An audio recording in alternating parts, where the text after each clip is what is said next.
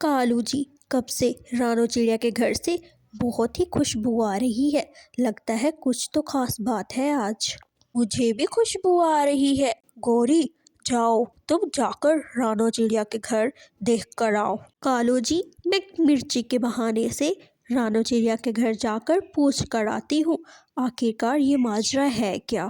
گوری، ٹھیک ہے تم جاؤ، اگر کچھ کھانے کی چیز ہوگی تو میرے لیے بھی تھوڑا لے آنا، ساتھ ساتھ بیٹھ کے کھائیں گے۔ گوری کوی اپنے ساتھ خالی ڈبہ لیے رانو چڑیا کے گھر آ جاتی ہے۔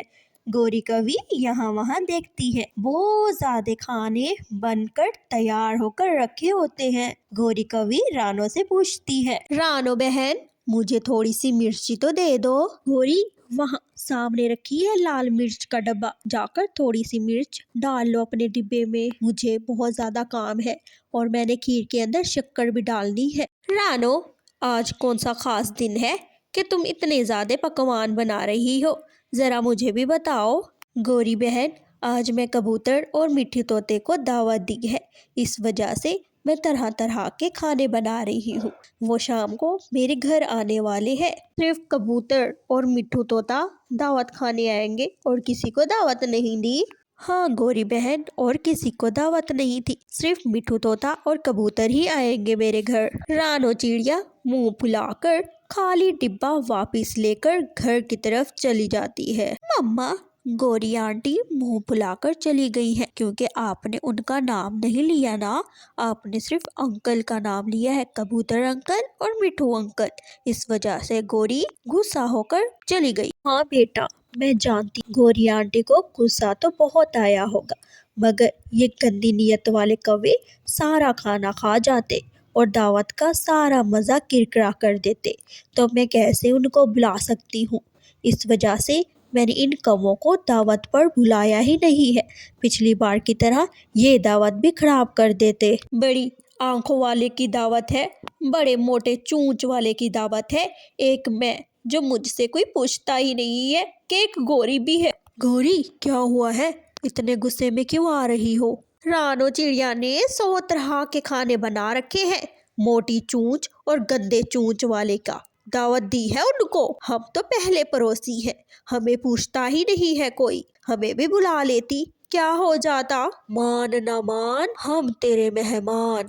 گوری، جیسے ہی شام کو کبوتر اور مٹھو طوطا آئیں گے ہم دونوں بھی ان کے ساتھ چل پڑیں گے، تم رو مت، ہم بھی کھائیں گے شام کو دعوت، دیکھتا ہوں کون روکتا ہے ہمیں۔ بیٹا گوریا، جاؤ کبوتر انکل اور مٹھو طوطے کو بلا لاؤ، انہیں بتاؤ کہ کھانا بن کے تیار ہو چکا ہے، آپ آ کر دعوت کھا جائیں۔ او مما، میں جا کر بلا لاتی ہوں۔ مما، آپ مجھے تھوڑے پیسے بھی دے دیں، میں آپ کے لیے دودھ بھی لاؤں گی، پھر کھانے کے بعد انہیں چائے بھی پلائیں گے۔ رانو چڑیا اپنی بیٹی کو پیسے دے دیتی ہے، پیسوں کو لے کر گھر سے نکل پڑتی ہے، سب سے پہلے مٹھو طوطے کے گھر جاتی ہے۔ مٹھو انکل، آپ کو مما بلا رہی ہے، مما نے کہا ہے کھانا بن کر تیار ہے، آپ آئیں اور کھانا شروع کریں۔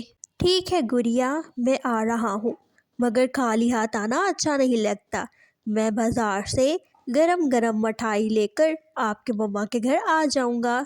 ٹھیک ہے مٹھو انکل، میں اب چلتی ہوں، اب کبوتر انکل کے گھر بھی جانا ہے، انہیں بھی بتاؤں گی۔ گوریا کبوتر کے گھر آ جاتی ہے، کبوتر کے گھر دستک دیتی ہے، چڑیا اندر آ جاتی ہے، کبوتر گھونسلے میں بیٹھا، کبوتر انکل، آپ کو مما بلا رہی ہے، مما نے کہا ہے کبوتر انکل کو بلا کر لاؤ، آئے انکل کھانا شروع کرے۔ یا بلا کر چلی جاتی ہے۔ دوسری طرف مٹھو طوطا بازار میں آ کر رانو کے لیے مٹھائی لیتا ہے اور رانو چڑیا کے گھر مٹھائی لے کر آ جاتا ہے۔ جب گوریا گھر آتی ہے، گھر کے باہر گوری کوی بیٹھی ہوتی ہے، گوری کوی سے پوچھتی ہے، گوری آنٹی کیا ہوا ہے، آپ گھر کے باہر کیوں بیٹھی ہے؟ یا بیٹی، مجھے بھی گھر کے اندر آنے دو، میں کچھ بھی نہیں کروں گی، ایک کونے پہ بیٹھی رہوں گی، بس تھوڑا سا کھانا دے دینا، وہ کھا کے میں چلی جاؤں گی۔ ٹھیک ہے گوری آنٹی، پر مما نے منع کیا ہے کہ آپ ہمیں تنگ کریں گی، لیکن آپ ایسا کہہ رہی ہیں تو ٹھیک ہے، میں مما سے بات کر لوں گی، آپ اندر چلے۔ گڑیا بیٹا، آپ گوری کے ساتھ کیوں آ رہی ہیں؟ مما، گوری نے کہا ہے میں آپ کو تنگ نہیں کروں گی، ایک کونے میں بیٹھی رہوں گی، بس تھوڑا سا کھانا دے دینا۔ تو مما، میں گوری کو اندر لے آئی ہوں۔ ٹھیک ہے بیٹا، اگر گوری آنٹی ایسا کہہ رہی ہے تو کوئی بات نہیں، گوری آنٹی ایک کونے پہ بیٹھ کر یہ کھانا کھا لے۔ اگر گوری نے تنگ کیا تو میں گوری کو کچھ بھی نہیں دوں گی۔ ٹھیک ہے رانو، میں کچھ نہیں کروں گی۔ رانو چڑیا گوری کو کھانا دیتی ہے۔ گوری کبھی ایک کونے میں بیٹھ کر وہ کھانا کھاتی ہے، دوسری طرف مٹھو طوطا اور کبوتر مزے مزے سے کھانا کھاتے ہیں اور دعوت کو بھرپور انجوائے کرتے ہیں، اور رانو چڑیا، کبوتر اور مٹھو طوطے کی دوستی ایسے ہی برقرار رہتی ہے۔ دوستو، آپ کو یہ کہانی کیسی لگی؟ اچھی لگی ہے تو جلدی سے ویڈیو کو لائک کر دے اور سبسکرائب کر دے۔